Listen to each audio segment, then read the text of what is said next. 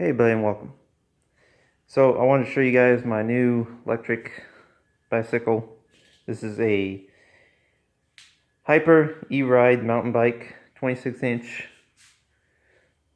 with pretty much stock except with my Yukon Trail Navigator 2 kickstand, its seat, and a old rack I had on my Mongoose. That's a seat post rack. I'll probably be switching this out with a frame and seat post combined mounting point system, so it's much stronger. This is a Iberia quick release parabag and adapter. So it actually has this little button in the back that just mounts there, locks in place. And then I have a Iberia top tube side panner pocket hole right here on here, and then right here is a Phoenix 600 little flashlight that can mount right here, though I might be switching this off down on the fork because I want to have two of the small ones, 600 and 600, and then two of the big ones, the 18 and 18, up on the top on just the fork itself instead of up here, and allow more space for up on the top because I might put my front bag on top of here. Still thinking on that, but yeah. So as you can see, this is a 36 volt electric assist. The battery pack is actually flush mounted into the frame, so it's actually pretty nice. This is about 5 pounds, so it's lightweight. If I can get in contact with the company, I might actually be interested in buying another or two because they actually fit my parent bag just right, and that way I can easily swipe. Have 60 miles of range on high mode, a pedal assist. So it's a 36 volt motor system, and it's a 7.8 lithium ion battery pack. It's got 3 pedal assist modes: low, medium, high, power gauge, and a walk cycle mode. So you hold this down and it basically does about 4 miles of walk. So it's better going uphill and such forth if you want to walk it. Haven't upgraded the tread yet. I think the tread's actually pretty decent. But I am going to slime the tires. I do have a slime kit coming. A little bottle that I'm going to slime the tires and then refill this up. 40 psi. That's as much as these suckers need. That's actually pretty good. It's a 6-speed Shimano 20 derailleur system. This is a freewheel, not a cassette. This only has 1 speed in the front though, and that's because this is a square 2-piece, so can't really put a front derail on this system, sadly. Here's the charging port for the bottom end for the bike itself, or the charging base for the battery itself is actually on the upside of the battery itself. I did put a little foam piece right here to make it so, because I heard from one other person's video that has the same exact bike, is that when this is inside, this is sort of rattling up and down. So took his advice and actually put something there. But this is a pretty nice, good frame system. It's got V-brakes, which I actually like compared to disc brakes. Although there is a disc brake compatible in the back, not in the front, just the back. And I'm actually sort of doing something that is going to make people go like, what the flipping heck are you doing? Really? So this is one of my, as I was trying to convert my Yukon Trail for disc brake ability, I bought a $20 set disc brake caliper set system, but I threw away the discs, so I have to buy another disc. But basically, I'm gonna put the disc brake system up here, but this is actually not connected to what you think it is. It's connected to this.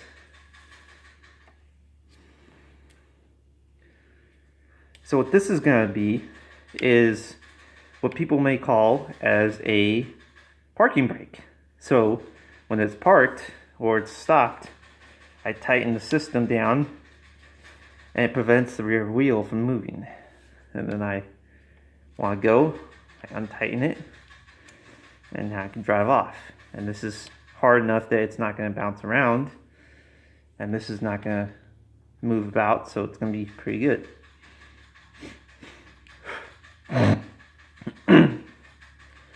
So I thought I'd put that on there and have it for a good gag.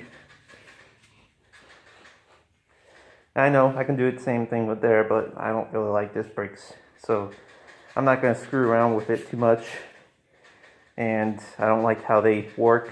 So V-brakes are actually much more quieter, much more easier to work with than disc brakes. They're very loud and squeaky, so I'm just going to have it like that. And plus, a lot of people don't get, but you can stop on a dime on a disc brake, but there was a video that a person was making that was sarcastically going about that, oh, let's put ABS on disc brakes for a bicycle. And then I was like, ABS on a bicycle for disc brakes? Oh, I know what you can do. You can just get V-brakes. Because V-brakes are ABS design, basically. They don't harden stop your bike, but they allow you to hold, they allow you to actually brake enough that you're not going to slam the tire into a stop position like disc or a coaster brake would. So they'll allow it to sort of spin still. It won't lock up fully, but they'll slow you down. So you have ABS basically on V-brakes, just not disc brakes. So it works, and I think it's easier to go with.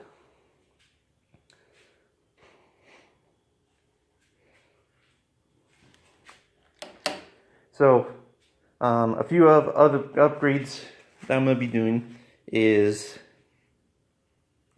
sorry, my nose.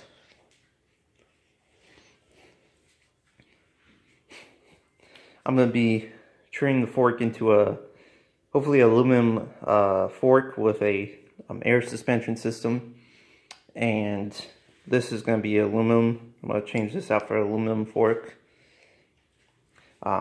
Maybe heighten this up so my arms are not hard on having to bend my body so much down. And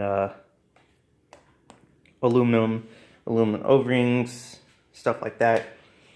And then find a aluminum seat post mount piece, and then probably aluminum crank arms. Although I probably won't do those because I'm gonna get a Bafang, probably 250 or 500 watt motor system, since this bottom bracket is capable of doing that. It's using a sealed design bottom bracket, which can't really, there you go, you guys can see that it's actually designed into the bottom bracket, so it's actually able to be upgraded. And that means I can put a hub drive, mid-drive system up here, and there's no cables up here to bother. It's only cables going from the bottom for the motor and controller system for the battery pack, because the controller is actually flush inside this system. So I'm gonna do mid-drive motor system. Not sure what I'm gonna do here, but my first upgrade for the mid-drive is gonna be here. I do want to put maybe a front hub motor system on the front, and then when I do the front hub motor, this is going to be replaced with a standard freewheel hub system, and hopefully I can get some more aluminum double-walled rims with the same kind of spokes, And then basically, instead of configure a different motor system and speed control, I'm just going to route the same power system from the pedal assist system that's built in here to the front hub. That way I have the hub system hooked to this, and then the mid drive has its own built-in speed control system inside of its own cartridge, so that will have its own system, and the battery for that will probably just be up here or maybe on the top tube or something like that. I'll have to figure that out, but probably it's going to just mainly be back here on the rack system. And that will probably just be a 36 volt system or whatnot. But yeah, and that'll be dual drive, and this will still be less than 50 pounds. Because in stock mode, this is about 50 pounds, but if I put aluminum stuff, that'll probably weigh it down to about 40. And then, especially with the fork, because that's the heaviest piece. And adding the extra battery in the mid drive, that'll probably be 5, maybe 5. That'll be 10 pounds extra. So it'll still be around like 50-ish pounds. I'm also going to get another kickstand, hopefully that's going to fit in the back here, to make it so it's more durable in keeping weight for the bike up.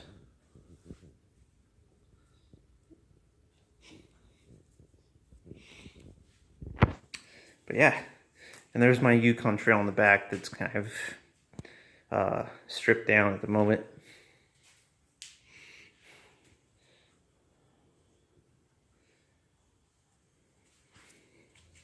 And I'm definitely going to switch this out for a twist, either make this as a friction shifter, or I'll probably just use this, change this out for a rapid fire system, because having to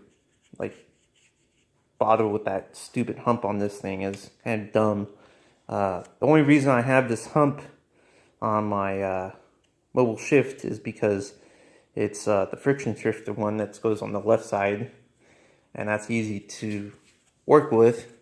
But for this, you have a small gap. If this thing was over here and I had more handlebar space, I wouldn't really have to bother with this to switch out. But this thing's just stupid. But anyways,